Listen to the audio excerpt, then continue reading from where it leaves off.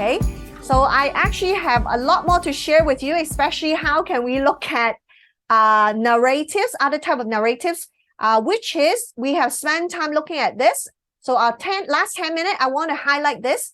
Remember, at one point, I've asked you to look at Luke 15. Yes. If you remember Luke 15, you know what kind of literature is that? It's parables, right? Parables, okay? So parables is very unique in New Testament, especially in the four gospel. As you can see, Jesus used a lot of parables, short stories, to make a lot of spiritual truth that related to God's kingdom, okay? So let me ask you a question. Why do you think Jesus used parable? Why did he use parable? Any thoughts? Why? Why did Jesus use parable? Why do you think Jesus used parables? Yes. I think he used parables because when he was asked questions, he didn't want to give them direct answers. He wanted those asking questions to kind of think by themselves. And he does that by sharing parables. Ah, very good. Okay, yes, that's a good explanation. He doesn't want them to tell him directly what's happening, want them to think through what's the story you're trying to convey, okay, instead of telling them directly. What else do you think? Why Jesus used parable? Yes, mine. When you tell parables, they will grasp what the parable means and what does it. So besides the story, there is a moral lesson. Yes. Okay, great. Thank you so much. Okay, let's see. Here are the four purposes for telling parables. Okay. Now, the reason number one is many of you have explained it. He used parable to reveal the truth to the believing person or people. Okay, so it's revelational. Okay, so who are the believing people in Luke 15? If you remember, how about the disciple or the believers, right? Then Luke 15, there are some believers in the midst, and the disciples were there. Okay, so he tried to reveal some of the truth to people who believed, have faith in God. Okay, now the second reason he do that because he want to conceal, hide the truth from the unbelieving people, okay, or the person, okay? So it's judgmental. Who are some of the people that don't believe in this story? Luke 15. Your tax collectors. That's right. The tax collector, the Pharisees, the scribes who were there, right? So those are unbelieving people.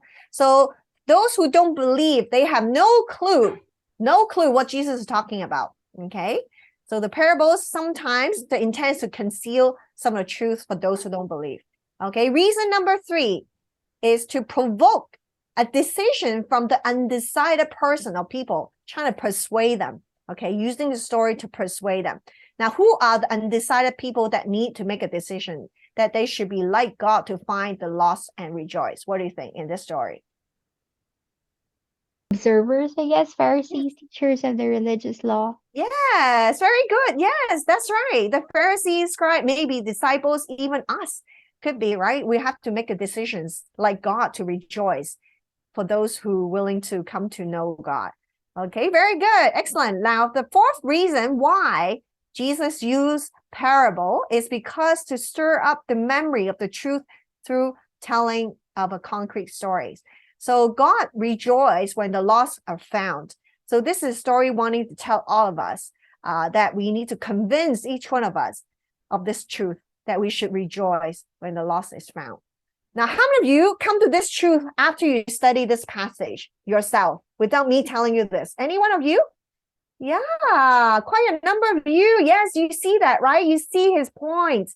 He keep repeating in all three parables. Lost and found and rejoice. Okay, so we can see that for us to understand this truth by studying the story. Okay, now there are 5 types of guidelines when we come to study the parables. So how do we study parables? Okay, so I'll give you 5 things that we should look for and pay attention to. First of all, we have to uncover the historical and cultural setting. Now we see the Pharisee, the tax collector, the sinners, the scribe. If you study, in more details, their backgrounds, right? The Pharisee, the scribe, or supposedly they are the religious leaders, okay? They're supposed to bring people to God, But on contrary, they are the one who has so many laws and rules and very legalistic. They draw people away from him. So by understanding where they're coming from, the Pharisee originally is good people. Okay, they're you know, the fact that they existed, they want to preserve some of the good laws from the past. But instead, they add so many other laws, right? Human laws onto the Torah that become so burdensome for people to adhere. But originally, they are, you know, meant to be set apart. They're meant to be set apart from the secular world. But then, you know, kind of turn it to be the bad side, where they have become so legalistic, become a burden to many. So understanding this, the background is so important, that you know where people stand, why people starting to do certain things, what are the cultural background. Okay, another one is discover the problem being addressed in relation to God. Okay, so the problem is that religious people in this case think they're too religious to mingle, too righteous to mingle with the sinners. Okay, so number 3, uncover the central truth and its main points of comparison. Okay, so God the Father rejoices when the lost is found, whereas the religious group, like the big brother, dislike the brother non-believer to repent. You see the comparison here? Right? Now you know this story is not just about forgiveness, right? It's not about a story of forgiveness. It's actually a reflection of how the religious group, right? You know, instead of rejoicing when someone come to know God, they are grumbling, they're like complaining, okay? Relate the details supporting scenery to the central truth, okay? So Jesus used 3 parables to illustrate the point that rejoice, you know, lost and found and rejoice, okay? So that's why he used a lost sheep, lost coin, and lost son. Some people argue, oh, this book is about forgiveness, but you do not see forgiveness being portrayed in the lost sheep and the lost coin, okay? It's only on the 3rd parable that we see the forgiveness. So this is not true. This is not the story about forgiveness. Okay, of course, I mean, it tells the story of forgiveness, but the main theme of this book is not about forgiveness. It's about, you know, telling us to be rejoiced when we found the lost. Okay, so number 5, state the intended appeal or application. The Lord rejoices when the lost is found, and so should we. Okay, this is the main theme of the book, is trying to tell us. Okay, so as you can see, you probably have done this already. I'll show you quickly. This is some of you have done your assignment. Okay, this is what you have observed in this passage, some of the keywords in different parables and the theme. And as you can see, what is the theme of this book? If we can see, lost and found and rejoice, right? Lost and found and rejoice. So this is collectively, we can see when we read this whole story, this is what the book of Luke 15 is about, that we should rejoice when the lost is found. Does it make sense? Yes? Very good. Okay, everybody know, kind of have an understanding of how we should read the narratives, okay? And one interesting fact, just so you know, who wrote the book of Luke 15? Anyone remember? If you've done your context background, quite obvious. Luke, anyone know he's a doctor, right? Anyone know more about him? Who you know where his background is? He's a Gentile. Okay, so he not only he's a doctor, he's a Gentile. So it's funny how his lens, you can see many of the ministries of Jesus being portrayed in this book is the ministry to the Gentiles.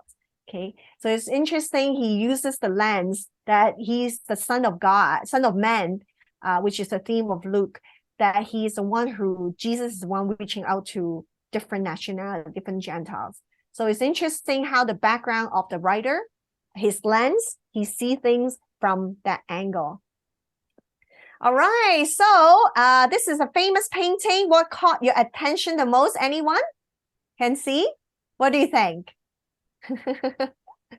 I'm not an artist where I can analyze a painting, but I guess it's quite obvious. The light is shining on the Father, embracing the Son, showing his love and kindness. And we see the grumble face of the brother. See how indifferent he is? He was just standing there observing the whole thing, very displeased. I wonder sometimes how many of us, right? We actually really rejoicing when people come to know God. Okay. Sometimes we're like this brother too, so indifferent or not even, don't really care if someone come to know God. I just have a quick reflections on myself, sometimes how much we're like this big brother as well. So I hope that this is a good wrap up for us to understand this passage, especially Luke 15. God's heart is He wanted us to rejoice when the lost is found.